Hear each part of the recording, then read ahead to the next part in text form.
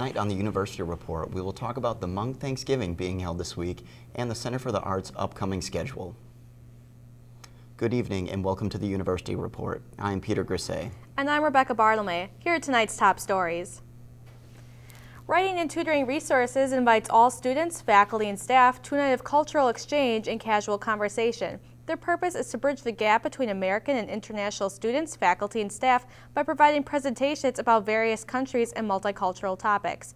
Cafe International takes place from 6 to 7 p.m. in the Oasis, 320 Brigham Hall on Monday, November 24th and Monday, December 8th. On Friday, November 21st, the UW-Platteville Hmong Club will be putting on a Hmong Thanksgiving. The event will take place in Velzig Commons of Alsvik Hall from 5 to 7 p.m. The evening will consist of delicious Hmong cuisine along with performances by a Hmong dance group, a musical guest, and a fashion show.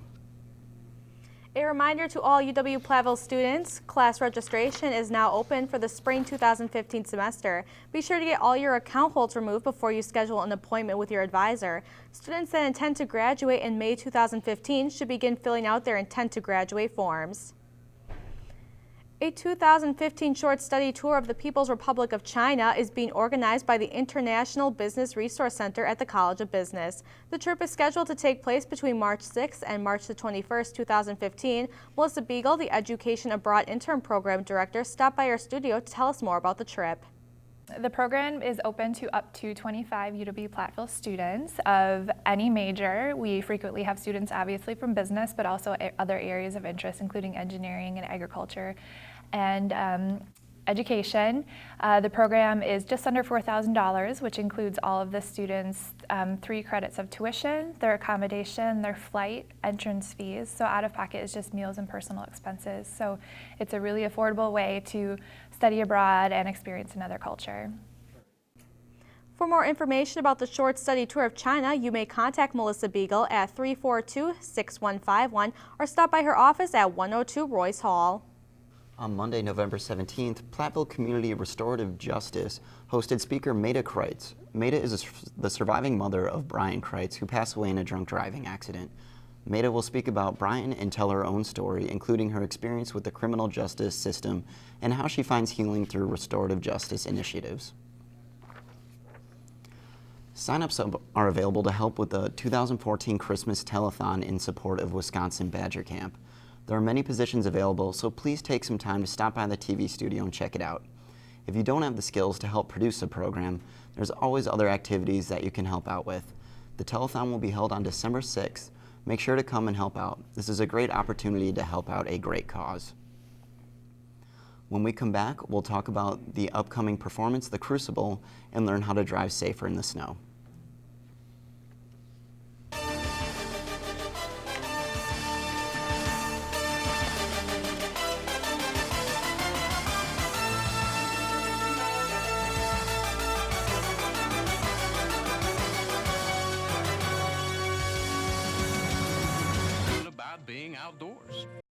The Center for the Arts Performing Arts Series will conclude its schedule of events for 2014 with a December 3rd performance by the Celtic music group Cherish the Ladies.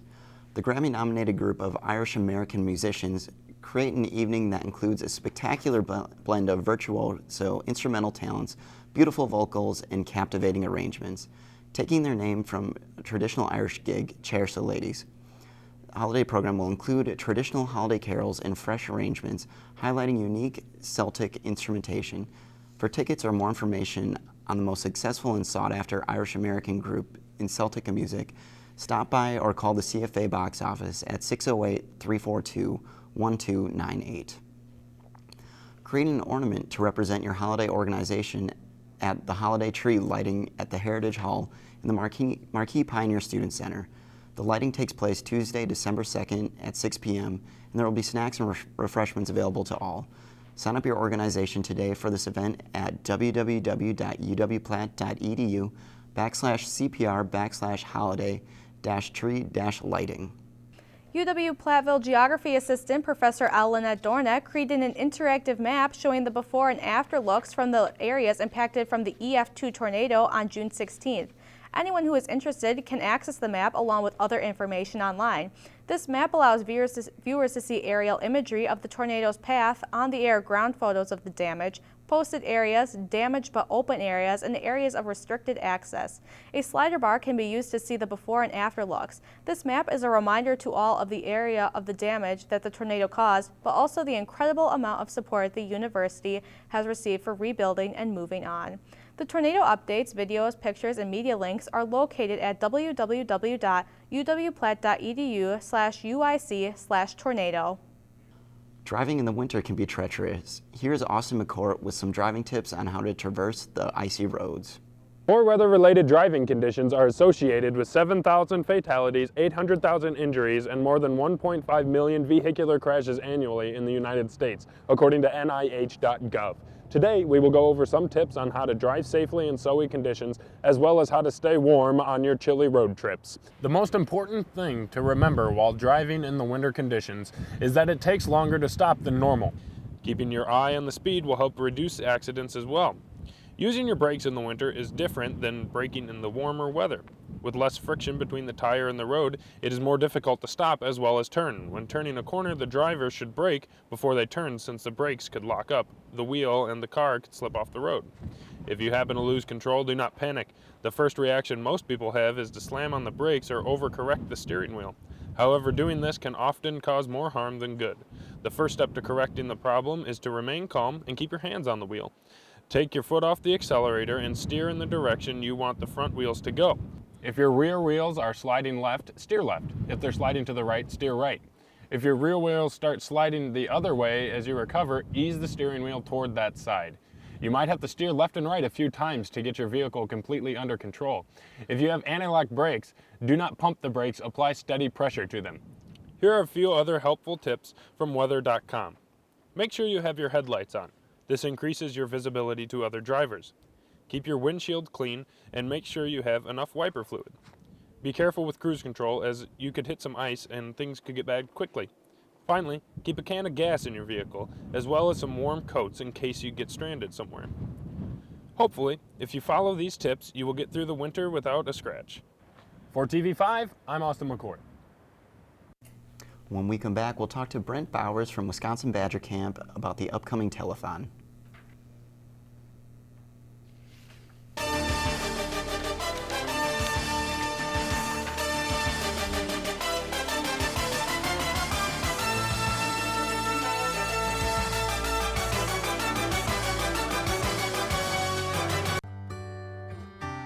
Every pet comes weapon, knowledge.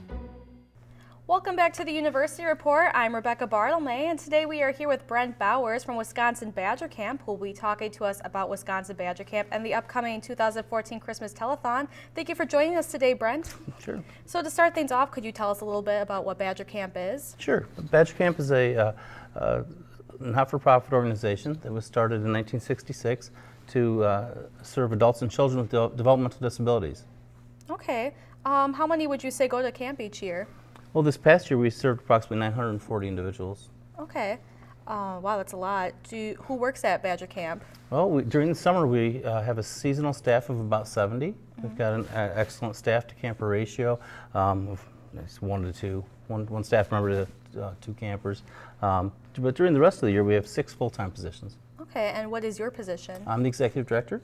We also have a development director, and a development assistant, our camp director,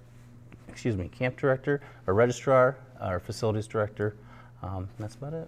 And what does your position entail?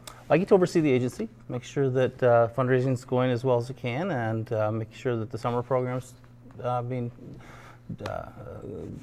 coming off without a hitch and everyone's having a good time. Okay, so coming soon, we have the upcoming 2014 Christmas Telethon. Yeah.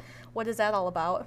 Well, the telethon is it's really been our largest fundraiser annually for many, many years. The telethon was started in 1973, and we have the talent area on the telethon, an interview set where campers and parents and staff might get interviewed, an auction segment. I think this year we have approximately 400 auction items to auction off.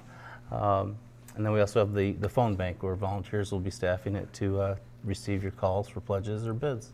Okay, how did the university get involved with Telethon and Badger Camp? No, I'm not sure how they got involved back in 1973. I wasn't quite here yet, but some people kid me that I have been. It started out serving, raising money for Easter Seals Camp Waubee and Wisconsin Badger Camp, and over the years it just kind of continued to grow and become more popular, and it was a great learning tool for students in the broadcasting field. Okay, and who helps out with the telethon? On campus here, a lot of students do. We've got from public relations classes to media studies to the Beta Alpha Accounting Club. Just a lot of folks help out. Okay, and so there is an auction involved, correct? And what are some of the big items in the auction? Oh, we have a lot of hotel stays. Some are one night, some are 2 nights, some are in the Dells. We have an autographed Brett Favre jersey. We have some autographed Badgers balls, basketballs and footballs. There's a lot of prints. We have, if you like art, we have Sergeant Mudcat. It's about a 3 or 4 foot catfish, and it stands about yay high, and it's pretty cool. It's a tribute to the military. Oh, that's awesome. So do you have anything else to add about Badger Camp or the telethon? No, if you get a chance, come to the studio in lower level Pioneer Tower and watch the live productions. Kind of exciting to see a live production, and lots of activity behind the cameras, and be a part of it. All right, so thank you for joining us today, Brent. If you'd like to watch the telethon, it is on December 6th right here in Pioneer Tower. Stay tuned, and we'll be right back to the University Report.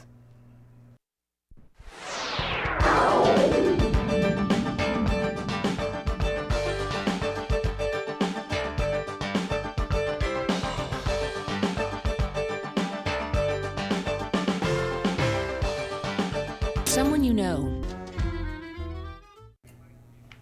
We went around campus and asked some students how they were dealing with the cold weather. Here are some of their responses. It is too cold for anyone to function in this kind of weather. I am moving to Florida as soon as I graduate college, which is in a year, so I'm probably going to be cold for a long time still. With the cold weather, I'm enjoying more scarves and hats, and I actually really enjoying the snow. I think it's really pretty. So.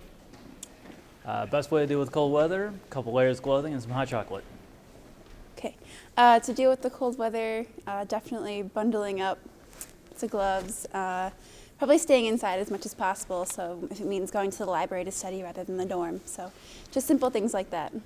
I'm dealing with the cold weather by bundling up, drinking hot chocolate, definitely taking the shuttle to and from class because I live in Southwest, so that's really helpful, and just wearing lots of clothing on a regular basis.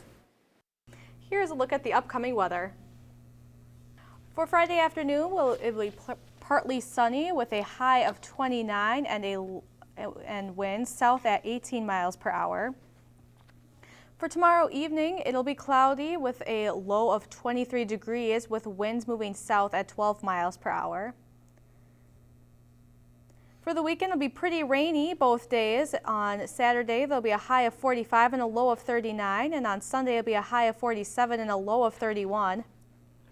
During the week, it'll be snowy on Monday with a high of 35 and a low of 21. Tuesday will be cloudy with a high of 28 and a low of 15. On Wednesday, the sun will come back out and it'll be a high of 30 with a low of 17. And Thursday and Friday will be cloudy again with a high of 31 on Thursday and a low of 11.